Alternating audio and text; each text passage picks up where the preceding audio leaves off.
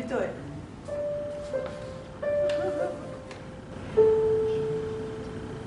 You do it. G. G, E, E, E.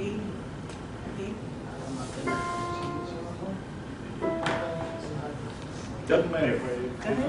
Just pick at it. Yeah, just pick Turn it. it on. G, E.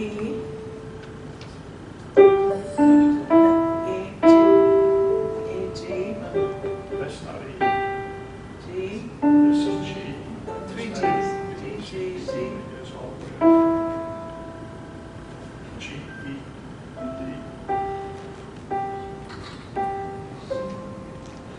F, A. No, that's B. A. A, A. A, A, B, I'm sorry. I missed you. oh, But it jumps up. that's not what I thought. C, D, G, and then A, and then you go A, B, C, Back. D, E.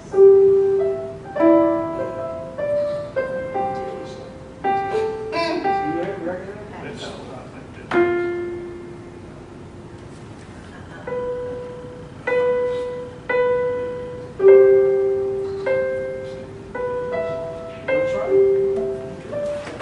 Got it. Okay, is there anybody to the point where they can identify the song? Okay, we'll start up here. When you turn it over, when you touch it, You do know it more than likely. Wait, I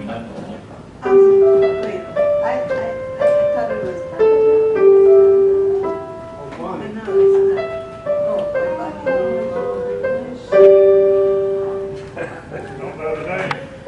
My body lies over the ocean. yes. Okay. That's what it's like.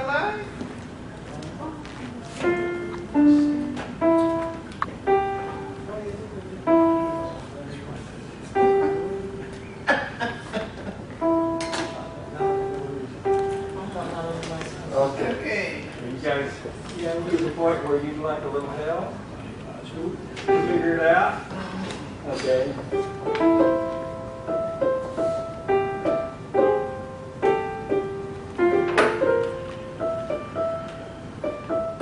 What do you think that is? That's Amazing Grace. I think you're right. In C. I never played it in C. Well, no, but see, any song can be played in any key. Yeah. But I did this because we're going to fix it to go into sharps and flats. We haven't gotten to them yet. Okay, that's Amazing Grace. Have you guys got plenty yet? I don't know myself. Let's see.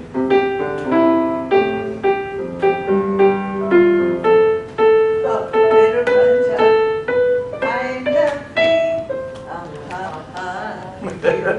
thing.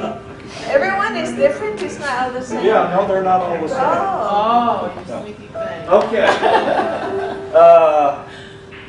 If you want to keep those, and if you have access to a keyboard at home, that's how you learn I like it. this It's one. sitting there, and it's just like learning to type. If you have to hunt the heck, you have to hunt the heck.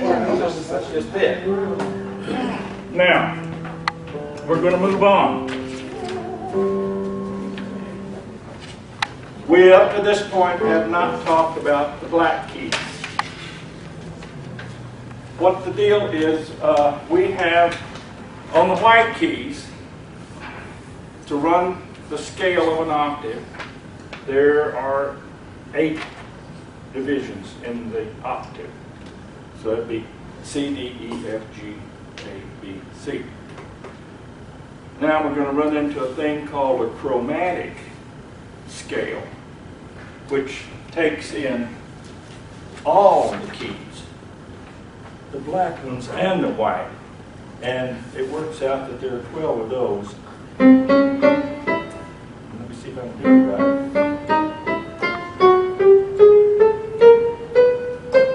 So they've taken the same octave and they've subdivided. Instead of it just being 8 steps, now there's 12 steps to it. Now that's the difference between, you'll hear people talk about a diatonic scale, that's the A, and then a chromatic. So, and the black keys have names too. As you know now what the names of the white keys are. So the black keys, and in fact the black keys have two names. Each one of them has two names. Primarily it depends on the direction you're playing. If you are playing C and you're going up into a higher tone, then it becomes C sharp. If you were coming down from up above, it is a D flat. So they're easy to figure out. They're either one or the other, and you can refer to it in either case. As far as I know, some of the purists might say that you were wrong, that you were saying D flat when you should have been saying C sharp, but they're exactly the same note, so it doesn't matter as far as I'm concerned. We're here to learn how to play, have some fun with. We're not going to get that technical with it. But this broadens the whole field. It opens it up. We've moved from the simple C scale, and then we're going to move up into keys, key changes. You've got a sheet, looks like this.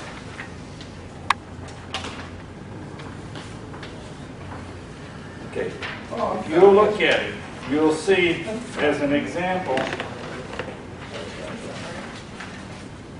that's not what I thought it was, I beg your pardon. So we'll do it on the blackboard.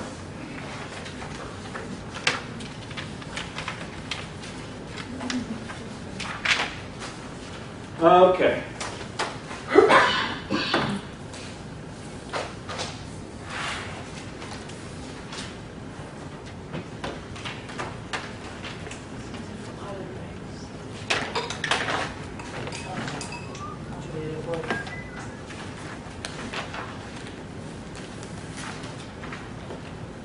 What we have been playing is in the key of C, which tells you there are normally no sharps or flats in that key.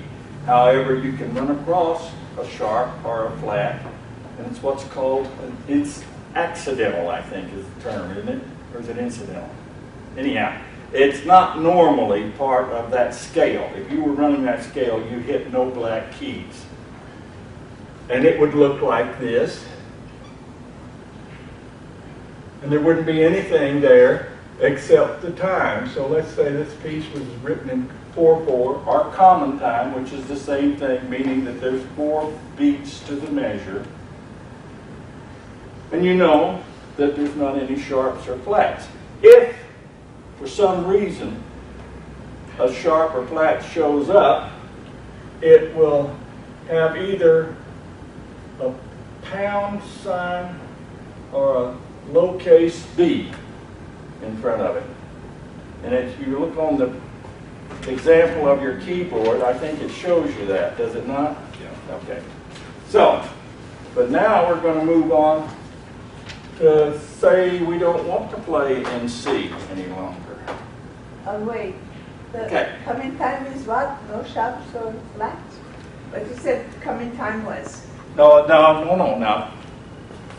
The key of C has no sharps or flats. Oh. Okay. Common time is just a tempo. That's two different things. Oh. So, okay, so we're going to play in G now. Well, how do you know it's G? Well, let's run a scale in G. And we'll do it like we did on the C, but we're just going to start on G.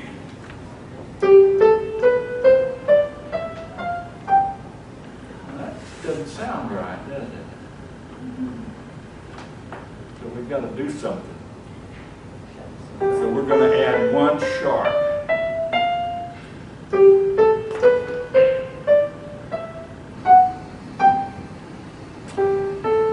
So the key of G has one sharp. You can write that down if you want to. It's worth knowing. And the nice thing about the way they write music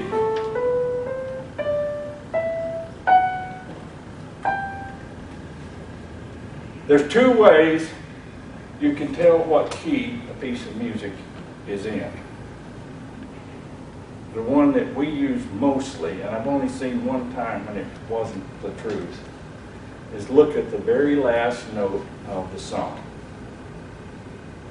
And it will end on the note that is the key. So all the last note in those pieces of music that I handed out to you, it's all C, right? Okay.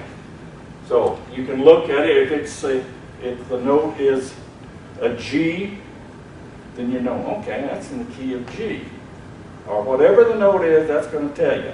Plus, you can memorize it, and you'll learn that the key of G has one sharp. And surprisingly enough, you want to say, oh, it's G sharp. Well, no, it's not. It's, in this case, it's F sharp. And they will show you that by putting a sharp on the high F line. It'll be way up there.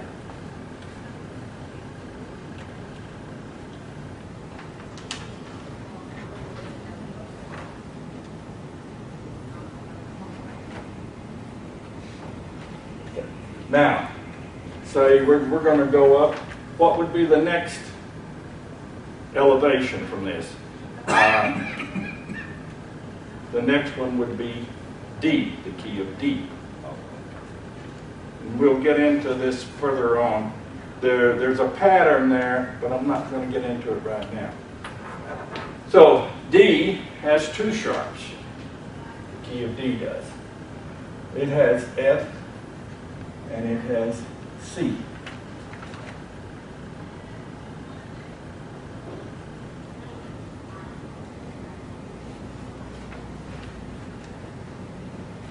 So if you look at a piece of music, and look at the last note in the song, and it's a D, you can all look back here and say, let's see, okay, that F's are sharp and C's are sharp. So if you started out to run the scale in the D, you have to sharp those, yeah, go ahead and do it. You have to sharp those two notes. There you go. It's like falling off a log, isn't it?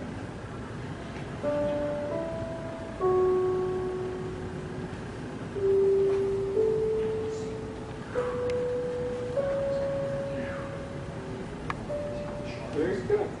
That's it. Key of A, which would be the next one.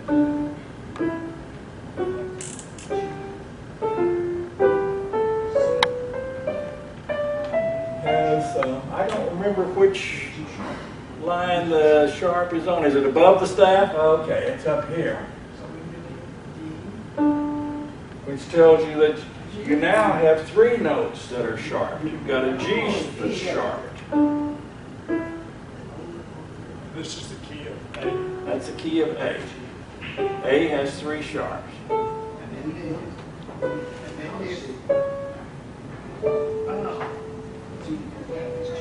And that's the fiddle key. That's the key that fiddlers like to play in.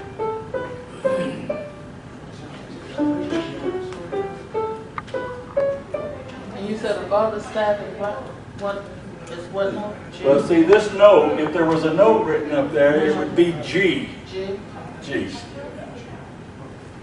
It's a fiddle what? Fiddle. A fiddle key. That's the easiest key for fiddle players to play in. Now, this works in the opposite direction too, which you will run into particularly when you start getting into religious music. Going the other way.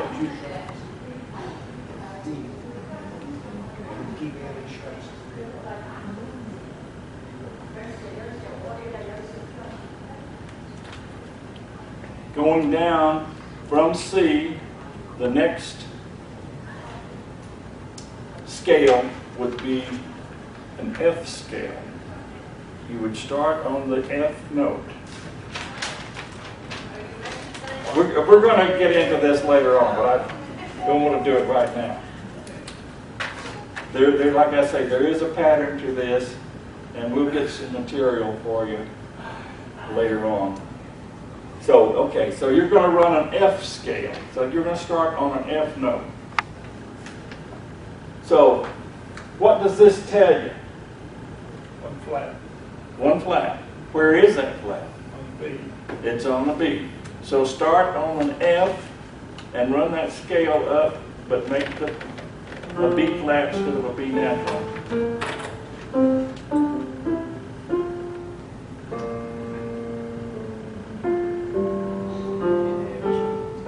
Okay. Got it.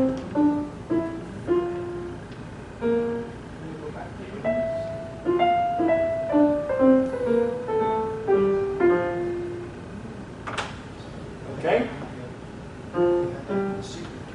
Okay, now what if it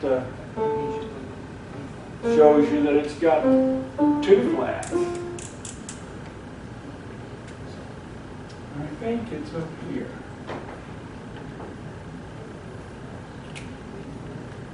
What note is flatted there?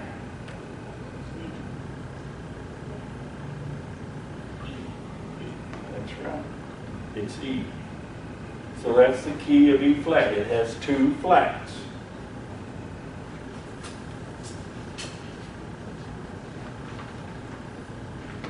Then we're going to add another one. It's the key of E flat. No, no. If I said that, I was wrong. Like I say, my brain and my mouth don't really have anything to do with each other most of the time. No, that's the key of B flat. B flat. B flat has two flats. And then we're going to add the next one. What note is that that's flatted? No. This one was the B that was Yeah, flatted. that's So that would be A. A, that's right. Yes. That's right. And that is the key of E flat. E flat has three flats. B flat has two flats. F has one flat.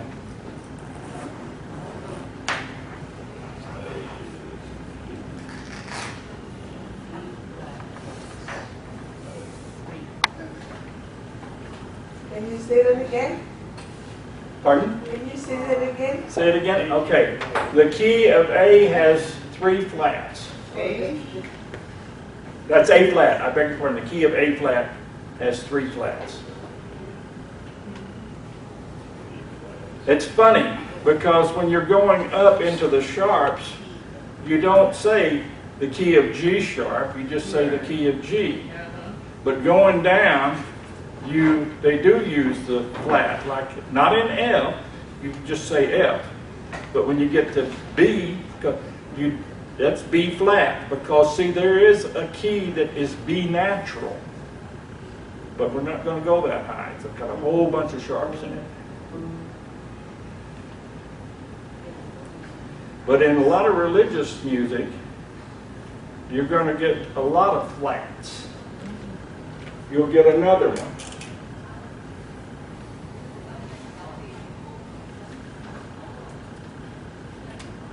What note's that flatted? D. What? D. D? That's right. That's right. And that is the key. The key is A flat. It's called A flat. A flat has four flats.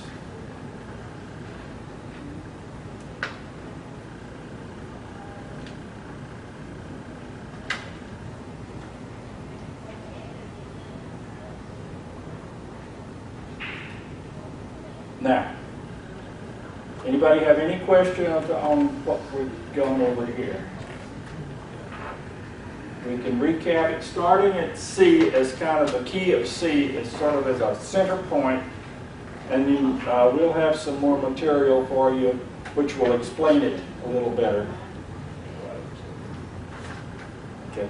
Going up, what's the next key going up? It has one sharp from C. What is it? G. G. No? G. G. G. That's the key of G, has an F sharp in it. If there's two of them, what's the key? D, the key of D. It's got a C sharp and an F sharp. And if there's three of them, what key is that? A. Key of A, that's right. It's got a G sharp, and that's a lot of bluegrass, and like I say, that's the fiddler's favorite key to play in. So, and going down now again, if there's only one flat, it's a key of F. That means that you would start on the F and run the scale up or down, as the case may be, but when you get, you're going to have to flat that B instead of making it a natural.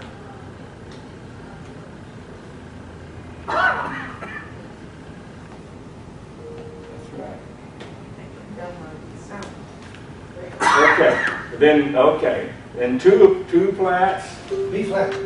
is B flat, three flats is E flat, four flats is A flat.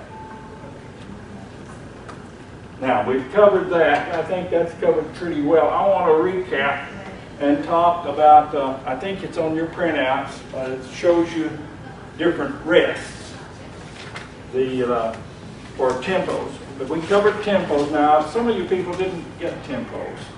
So, if a piece of music starts out something like this,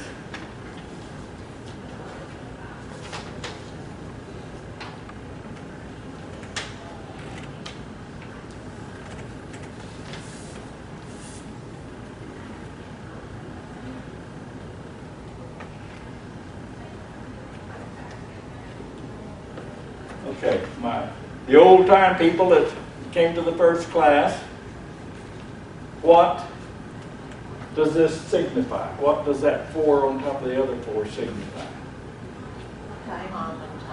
Common time. Say, yeah, it's 4/4 time, common time. How many beats to the measure? How many? 4. Right. Okay. If it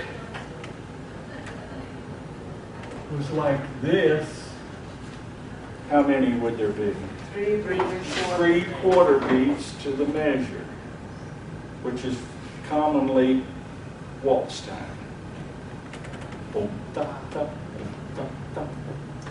Then you can have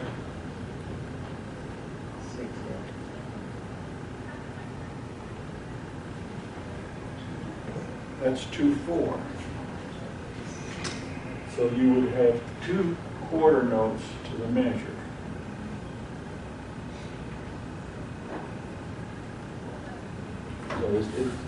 So once you learn to interpret what it's telling you, you know what to do.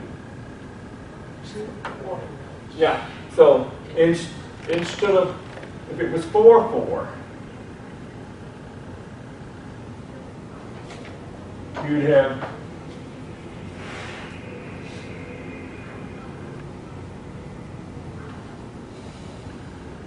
to the measure. 1, 2, 3, 4. 1, 2, 3, 4. That's common time too. So that's, and that 1, 2, 3, 4 may take the form of a whole note. Okay, that was my question. Yeah. See, but it's still, in order to stay in time, particularly if you're playing with somebody else, you're going to still have to count 1, 2, 3, 4, but you're holding that note. You can have it,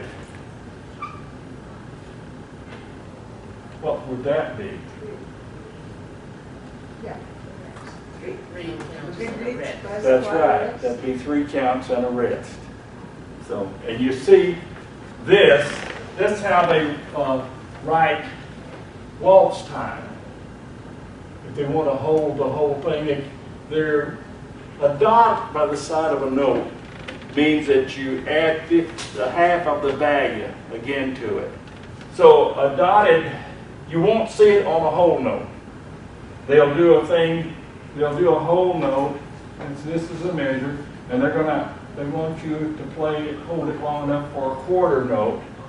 In the next measure, they're going to tie it. It'll be a tie like that. So you would hold that for 5 counts in effect. But in a lot of the music, if you'd have like the dotted half note, you're going to hold that for 3 counts. 1, 2, 3. A quarter note, dotted, is going to be, we're getting into an area now where you're having to subdivide the time, and the way to do that in 4/4 or in 3/4 time, you start, because this is equal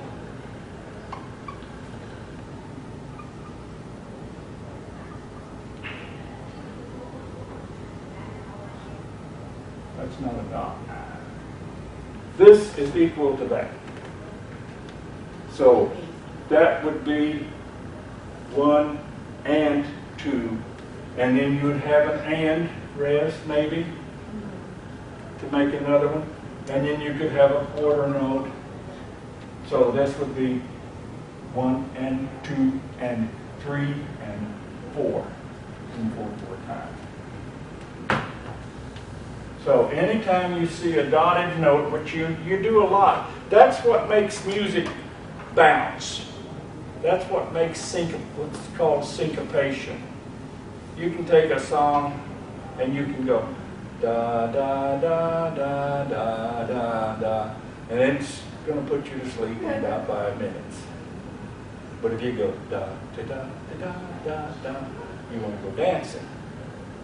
So that's the difference. That's what, and a lot of times it may not even be written that way, but you can play it that way if you want to.